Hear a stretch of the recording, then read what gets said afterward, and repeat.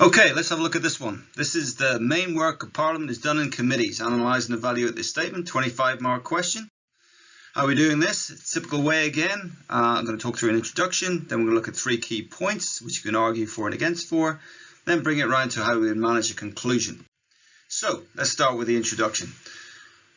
I think the easy way to look at this is to think about what you need to define to start off with. Well, Parliament's main functions are to represent constituents, make laws and scrutinise the government's actions. Therefore, the main work, if done in committee, will be fulfilling those particular functions. Committees clearly play a key role in the Commons and the Lords as they provide MPs and peers the ways in which they can fulfil these functions effectively. Reforms more recently have actually helped this, but the question is whether or not committees in themselves are more relevant than the actual chamber, and that's really the discussion you're going to be having throughout the essay. So, one role at a time. Committees can play a role in scrutinising the government is the area we're going to look at, the assertion if you like, the perspective that we're going to put forward. And therefore you're going to be discussing in favour of this argument the role of select committees, how they've emerged since 1979, the range of powers that they have, in terms of how the chairs are now selected through secret ballot, how they can call for hearings and people and papers, how in the House of Lords they can have very specific expertise in the areas of science and technology and delegated legislation. All of which mean the select committees have certainly grown over a period of time in terms of media prominence and the way they're perceived as being effective work for MPs independent of the government. And we've seen that through the research that's been done through Brexit and COVID more recently. Arguments against this would be that this is not the only place that this work happens. Traditionally, it happens on the chamber with the traditional questionings of both ministers and prime ministers, but also they can use the fact that the chamber is used for debates, which can challenge a government's position or policy, such as opposition days, when they would raise issues about perhaps the workings of the NHS, etc. The examples of this, I think you've got to say that the Prime Minister's questions continue to hold prominence in terms of public perception. It might not have the same depth of scrutiny, but in terms of where people would perceive the main work being done, they would see the scrutiny more evidently in Prime Minister's questions. And perhaps the growth of e-petition debates has maybe changed the way the perception would be within the public about work that goes on within the chamber. So committees, yes, they've grown in prominence and perhaps are more effective in holding the government to account. But in terms of whether or not they're the main work area, that would still be a question to be challenged. Public Bills Committee is an increasingly important role in making legislation, so we're looking at laws now. And within the legislative process, the role of the Public Bills Committee is quite evident. It comes after the second reading. It's there to look at the clause-by-clause investigation of the legislation. And this role has been enhanced more recently with the reforms which have allowed hearings to come about, allowing essentially inexpert MPs to gain more understanding of that legislation.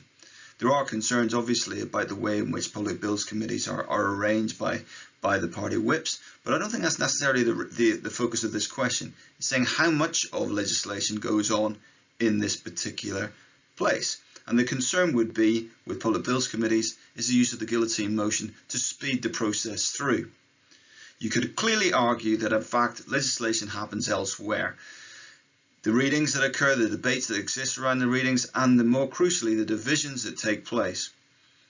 Party whips will be in conversation with their MPs, certainly if there's a potential for a rebellion, about those divisions. So you could argue that perhaps the main work takes place there and whether or not that legislation goes ahead. The House of Lords can also play a key role in the nature of the legislation that's going through, which wouldn't be part of the Public Bills Committee in the Commons. So you could argue certainly that it would seem that a lot of the work in terms of legislation would be more dominated maybe at the start of the legislation or through the first and second readings to ensure that the smooth passage as it moves forward. And it wouldn't necessarily be the investigation that takes place during public bills committees. Now, the third way to look at this question is to actually talk about how committees have grown in their relevance and importance. Other committees beyond just legislation with the public bills and with select committees in terms of scrutiny. So it'd be good to mention the Backbench Business Committee and its role in terms of how it organises the business of the House and how that's been enhanced over recent times with the use of e-petition debates. And also perhaps talk about the Liaison Committee, which is the committee of all the chairs of select committees who have the capacity to 2 or 3 times a year question the Prime Minister in great depth about what the government's been doing.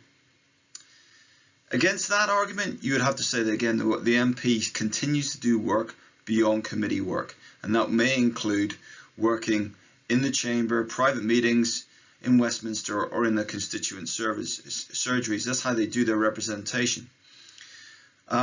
So in many ways, you might want to be considered that actually a lot of the work continues to go beyond committees, but not seen necessarily. So committees provide a key mechanism for facilitating the work, but in themselves, not all facets of the workload of an MP are shown there. So in the judgment, do committees do the main work? Well, if they do, what else do you need to accept? You have to accept that the Chamber may see the most prominent work that the Parliament does in terms of public perception. So you might say committees are important, but we have to understand that the public perceives the main work going on elsewhere. If you're arguing that they don't, you'd have to acknowledge the fact that committees have grown in their prominence over time and reforms have assisted that process. If you are arguing and saying, I'm in favour of this, definitely the committees are there, you may be focusing on the fact that committees provide the correct forum for the more detailed scrutiny work in terms of legislation, but also in terms of scrutiny. If you're arguing against that, you would still want to talk about the fact that the Chamber and division lobbies are really where the heartbeat of the work of Parliament takes place, both in representing constituents and making laws. Okay, thank you.